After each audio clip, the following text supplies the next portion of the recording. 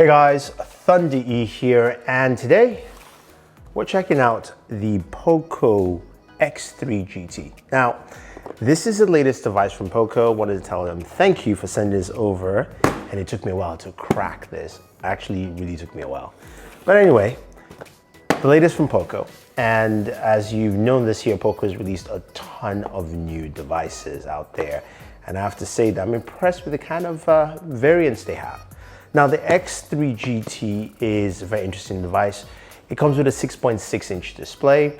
It is a Full HD Plus display, also 120 Hertz. So we all love that, which means faster touch response time. It's also got 240 Hertz touch sampling, which is great for gaming, as well as also just regular browsing. Speaking of gaming, this is running the MediaTek Dimensity 1100 processor. Now, this is the first time I've experienced this processor, so I'm going to be doing some gaming with it to see how it is. But overall, I think Poco has done a good job with the way this device looks. Speaking of those looks, you have this gradient color. From the bottom, it's black to gray at the back. The camera housing supports a 64 megapixel camera sensor. You also have an ultra-wide camera lens as well, which is pretty nice. Now, this comes with a 5,000 milliamp battery, and it doesn't feel super heavy, which is great. But to top it all off, Poco includes a 67-watt charger, so giving you some really fast charging times. You can expect this to be well under an hour, about 30, maybe even minutes less than that, which is pretty cool with this device. You've got also stereo speakers, so that's actually great, and Dolby Atmos built into it. So I've listed a lot of specs for you, but you're wondering, okay, how does this device feel?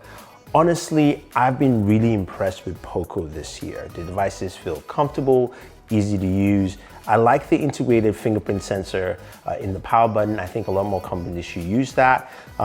If you don't want to go with the in-display power fingerprint sensor, which is fine by me. Display looks good. It's very vibrant. It's sharp. In sunlight or outdoors, it's actually pretty good. This is a darker wallpaper I have with Jon Stewart here, but it still looks really good. Now, you've got the hole punch camera in the front, and in terms of camera specs and functionality, very similar to what you find with previous Poco phones. This camera does 4K 30 for the rear and 1080p for the front-facing camera. You've got a plethora of modes. You've got a pro mode, night mode, so on and so forth. I could bore you, but let me just show you some, photo and video samples, and you guys can make some thoughts and decisions there.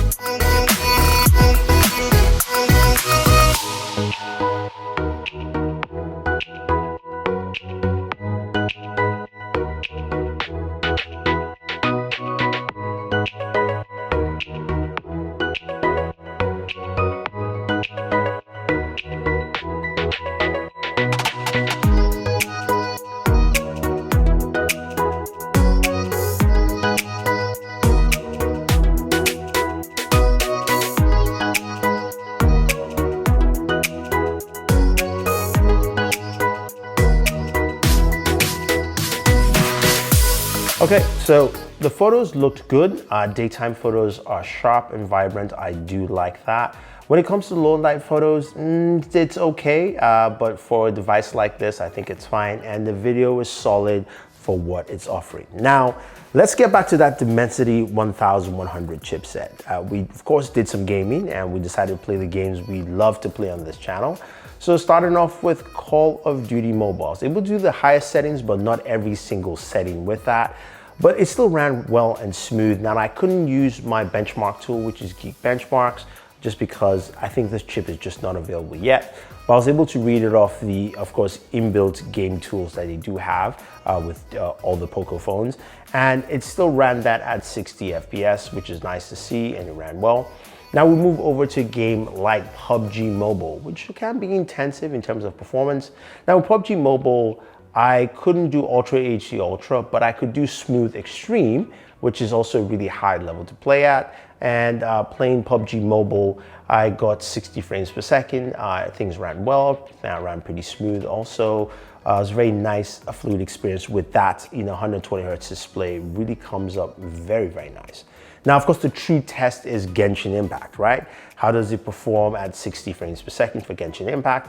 How well is that? Well, I ran it and I played the game for about, at least with this test I'm showing you here, was roughly around 15 to about 20, maybe 25 minutes or so. Started off at 60 FPS and it went down to about 42 frames per second, but it's very well playable, ran pretty well, shows the performance level of that Dimensity chipset. So MediaTek has been kicking it this year. I have to say it was quite impressive. So when it comes to temperatures, you're looking at something between 106 degrees to 110. Especially playing a game like Genshin Impact, which I did for about 25 minutes for this recording. So about 106 to 110, which actually is not bad for a device like this, and especially pushing those kind of specs. Now, you topple that with the 5,000 milliamp battery, and I'm looking at just the use I had today where I was able to game, go out, record photos and video, at least when I shot this, and I've dropped down to 70% battery life, which is pretty good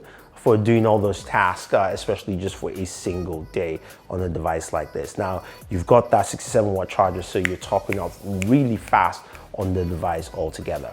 Now, I think overall though, this is a very compelling offering, and in terms of pricing, I can't tell you what the price is because at the time when I received this mysterious box here, I don't know how much it costs, but it's a Poco device, so which means it will be relatively priced well. And I'll leave the pricing for you in the description of this video so you can go check it out there, and also a link for you to check out the device if you are interested.